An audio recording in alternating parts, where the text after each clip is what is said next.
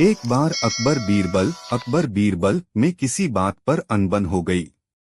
अकबर ने गुस्से में आकर बीरबल को नगर छोड़कर जाने का आदेश दे दिया। अकबर के आदेश के पालन में बीरबल नगर छोड़कर चला गया। वह एक गांव में अपनी पहचान छुपाकर रहने लगा।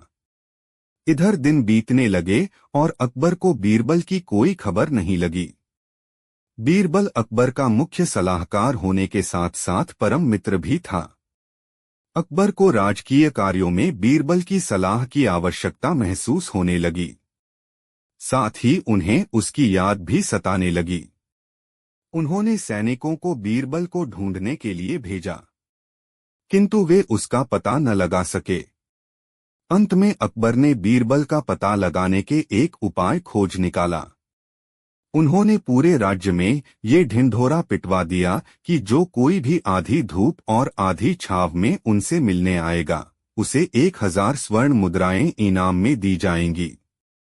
पढ़ें कैसे शेर बना मां दुर्गा का वाहन। पौराणिक कथा मां दुर्गा और शेर की कहानी। ये खबर उस गांव में भी पहुंची जहां बीरबल अज्ञातवास में रहता था। उसी गांव में एक गरीब किसान भी रहता था। बीरबल ने सोचा कि यदि इस गरीब किसान को इनाम की 1000 स्वर्ण मुद्राएं मिल जाएं, तो उसका भला हो जाएगा। उसने किसान को अपने सिर पर एक चारपाई रखकर अकबर के पास जाने के लिए कहा। गरीब किसान ने वैसा ही किया। सैनिकों ने जब उस किसान को भरी दोपहरी में अपने सिर पर चारपाई रखकर राजमहल की ओर आते देखा, तो अकबर को इस बात की सूचना दी। अकबर ने किसान को अपने पास बुलवाया।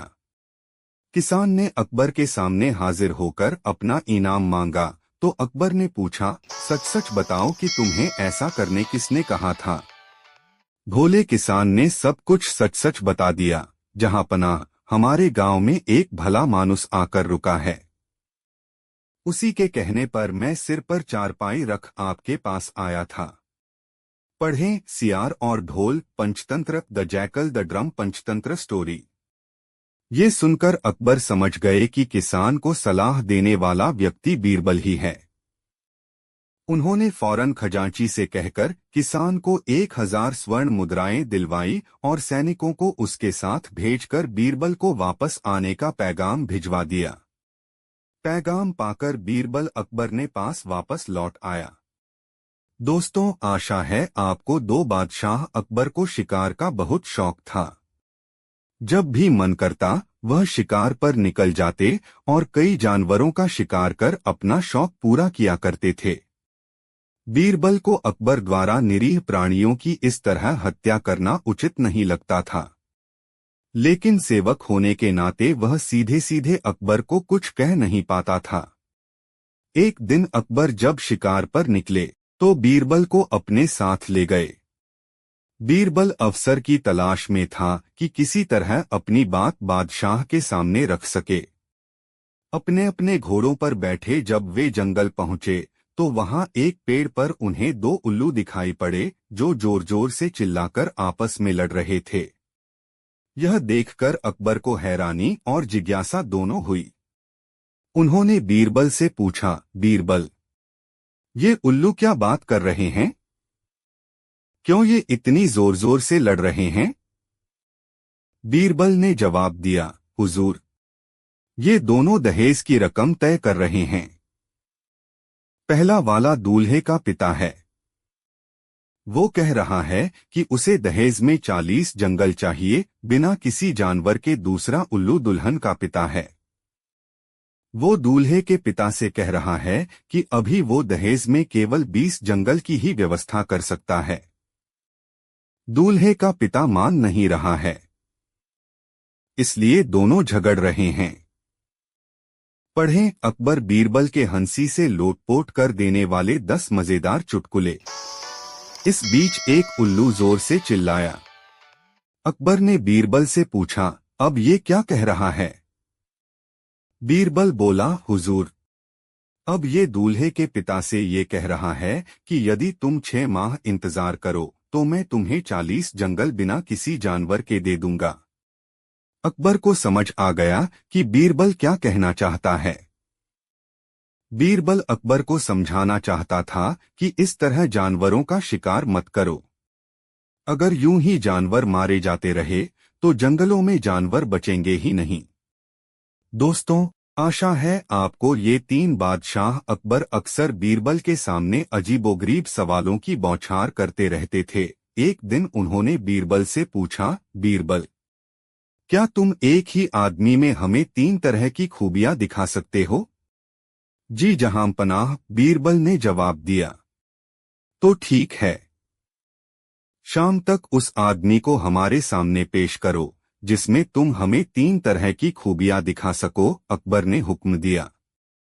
शाम होते ही अकबर बीरबल का इंतजार करने लगे।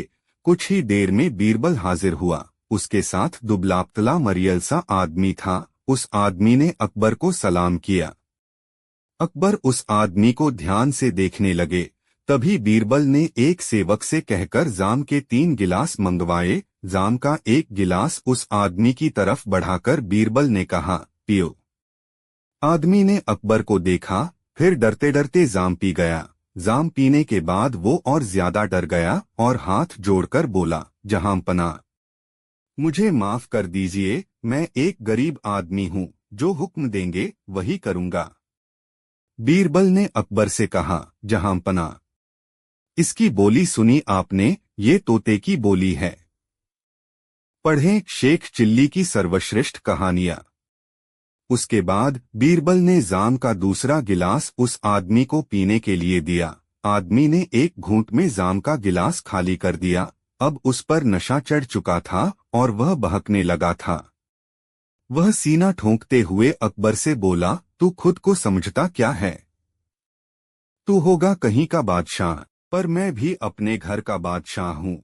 मेरे सामने ज्यादा चूंचपड़ मत कर। अकबर उसका बदला हुआ रंग देखकर हैरान था। बीरबल बोला, जहांपनाह, इस बोली को पहचाना आपने? ये शेर की बोली है। उसके बाद बीरबल ने तीसरे और आखिरी गिलास में भरा जाम उस आदमी को दिया, जिसे उसने लपक कर ले लिया और पीकर लड़खड़ाने लगा। वह पीकर इतना टुन्न हो चुका था कि अनाप शनाप बड़बड़ाए जा रहा था। बीरबल ने मुस्कुराते हुए अकबर को देखा और बोला, जहांपनाह, ये गधे की बोली है। अकबर भी उसकी हालत देख हंसते हुए बोले, वाह बीरबल, मान गए तुम्हें। दोस्तों, आशा है आपको